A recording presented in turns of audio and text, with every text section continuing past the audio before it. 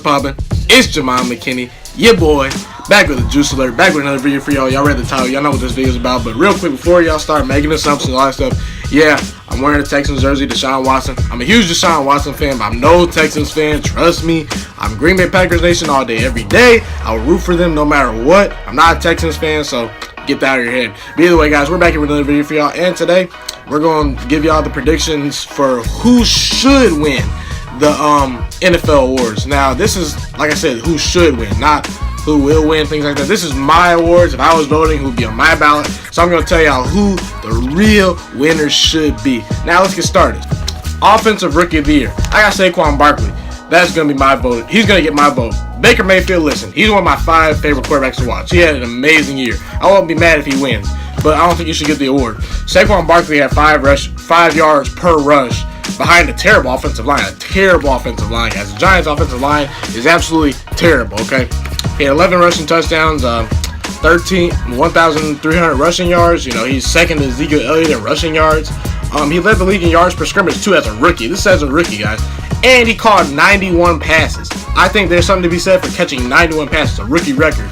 That was more than Odell Beckham Jr., Brandon Cooks, Mike Evans, T.Y. Hilton, and Jarvis Landry. So he's catching more than some elite wide receivers. Those are all Pro Bowl type wide receivers. And Baker Mayfield did not play the full season. You know, the first 3 games, whether it was fair or not, he sat out. You know, I think that ultimately helped him. But he had 5 games where he failed to complete 60% of his passes. And he had 2 games where he threw 3 interceptions. Baker Mayfield has had an amazing season. I love Baker Mayfield, but I'm going to go with Saquon Barkley for this one. Defensive Rookie of the Year. I'm going to go with Darius Leonard. He led the league in solo tackles and total tackles. Now, I'm going to ask y'all common NFL fans, like, you know, who on the Colts defense do they have besides Darius Leonard? I'm going to wait. Can you name some people on the Colts defense? Most likely, you can only probably name maybe 1 or 2 other players besides Darius Leonard on that defense. That's my point. So he's doing this with offense's game planning to stop him. He's the focal point of their defense, and he's still leading the league in total tackles and things like that. Listen, Bradley Chubb had an amazing year, but he has Von Miller next to him. And, you know, he's just getting sacks. Leighton Vander Esch, he has a ton of great players in that defense. Leighton Vander Esch didn't start all his games, you know. Jalen Smith next to him, yes. Leighton Vander Esch is better than Jalen Smith. But, you know, they got a ton of elite talent on the Dallas defense. So it's a little bit easier for him to make tackles, in my opinion, just because there's so many great players in that Dallas defense to focus on. Darius Leonard does not have that option. Derwin James, to me, he's great. Now, he'd be second on my ballot. You know, other person besides Darius Leonard that I would say, okay, you know, they won the award. I'm happy for him.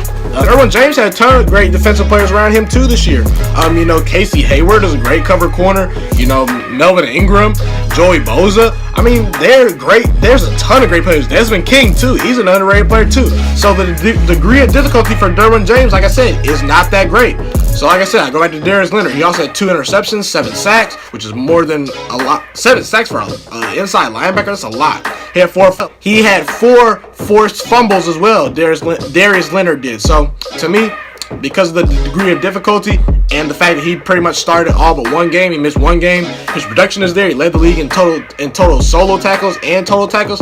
I'm going to give it to Darius Leonard. Now, the coach of the year to me is Matt Nagy. Chicago was 30th in total yards last year. They averaged 16 points per game last year. That was terrible.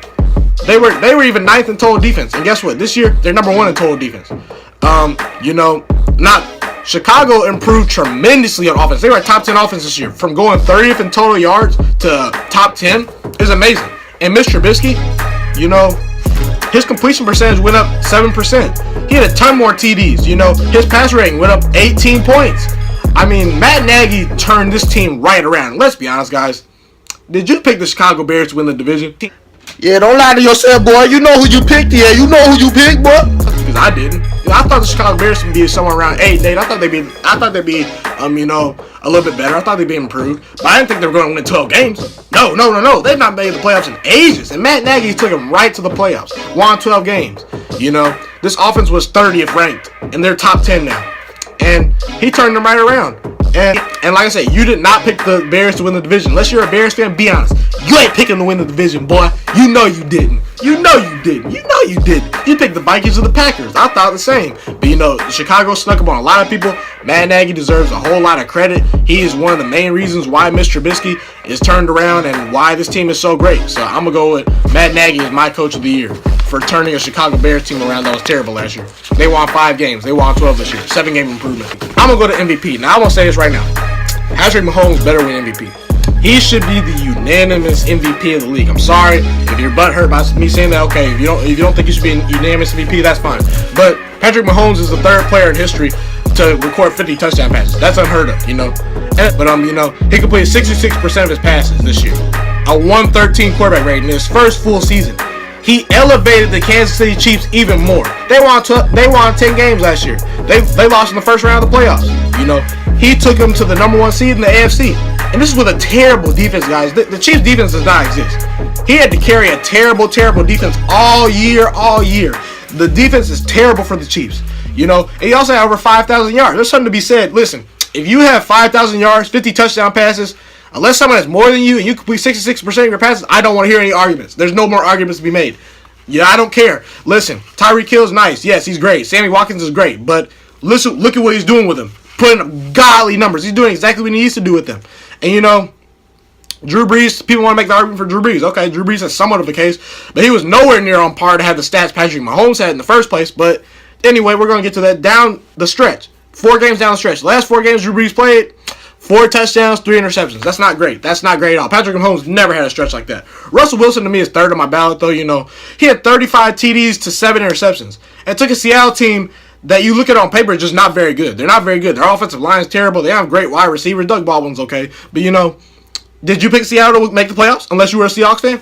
I'm guessing no. I don't think you picked them to make the playoffs at all. So I think Russell Wilson elevated that team, and he had a 111 passer rating, 35 touchdowns, 7 interceptions. He gets 3rd on my ballot. But, and also people want to bring up the point that Patrick Mahomes was terrible in the 4 biggest games. The 4 biggest games, man. Patrick Mahomes, he choked, man. He lost them. Yeah, well, you could bring up the turnovers in those games, but 337 yards and averaging almost 4 touchdowns per game, 15 total touchdowns in the air in 4 of his 4 biggest games that he lost. He had 15 touchdowns in all 4 of those games. 15 total touchdowns. Stop it. Stop your bias. Patrick Mahomes is MVP unanimously. Now, I think it's appropriate that Drew Brees gets Offensive Player of the Year. Now, this is a year where if, Patrick Mahomes was not having such a great year, Drew Brees probably would run away with the MVP. 32 touchdowns, 5 interceptions, led the Saints to the number 1 seed. He completed over 70% of his passes. I think it was like 73, 74% completion percentage. That's crazy. I understand people are completing passes at a higher rate this year, but, that's unheard of. 70% completion percentage over that. He just was very efficient. He had a passer rating of over 115, which was actually higher than Patrick Mahomes if you look at the counting stats. So Drew Brees, to me, gets Offensive Player of the Year. I understand Ezekiel Elliott had a decent year, but give it to Drew Brees this year. The assistant coach to me of the year is Freddie Kitchens. Listen, Freddie Kitchens took over for Hugh Jackson, who was doing terrible. And Baker Mayfield looked the best he looked out of anybody, Freddie Kitchens held that team down. And, there's something to be said for some of the defensive coordinators. I think Vic Fangio in Chicago deserves some credit. But I just think Freddie Kitchens, the fact that he came in, the Browns were, I think, above 500 when he was coaching. Or around 500, something like that. This is a team that won 0 games last year. So Freddie Kitchens held it down in Cleveland. He gets my assistant coach of the year. Defensive Player of the Year. It's got to be Aaron Donald. It's nobody else. Look, Khalil Mack had a nice year, but Aaron Donald has to get it. 25 tackles for a loss. 25 tackles for a loss. Some college players don't even have that, guys. I don't think any college player had somewhere like that this year. He's doing that at the NFL level. At D tackle. That's unheard of. 41 quarterback hits. Some team 20.5 sacks. That's the most sacks in. That's the 7th most sacks in, I think, like 20 years. Something like that, yeah. And he makes everyone better around that defense. Him getting pressure in the middle allows those edge rushers to get home. He also had four forced fumbles to add to that. So Aaron Donald, to me, dominant season, one of the best defensive seasons I've seen in probably the last 15 years. Give him Defensive Player of the Year. Comeback Player of the Year is Andrew Luck. This is not really a huge discussion. Deshaun Watson had a great year, but he didn't miss all of last year. So, we'll throw him out there. Aaron Rodgers missed a little bit last year, but, he didn't have as good a year as I thought he'd have, 39 touchdown passes for Andrew Luck. That's second in the league to Patrick Mahomes. He only has T.Y. Hilton to throw to. I understand Eric Ebron is decent. But, he led the Colts from 1-5 to the playoffs, Andrew Luck deserves to have some credit, He had a career high in completion percentage, a career high in passer rating. He was also solid on the ground running. J.J. Watt had a nice bounce back year, but to me, Andrew Luck meant more to his team and led him to the playoffs, so he gets the nod for comeback player of the year. That's pretty much it for this video, though, y'all. Hit that like button, subscribe. Tell me who you think should win these awards. Tell me where I'm wrong. Tell me where I'm right. Where you agree with me, where you disagree with me. Tomorrow, be sure to check out my prediction for the Super Bowl. That video, it was a couple of days ago. Be sure to check it out on my channel. It's a great video, but it's been your boy, Ghiman Mckinney, and I'm Ghost.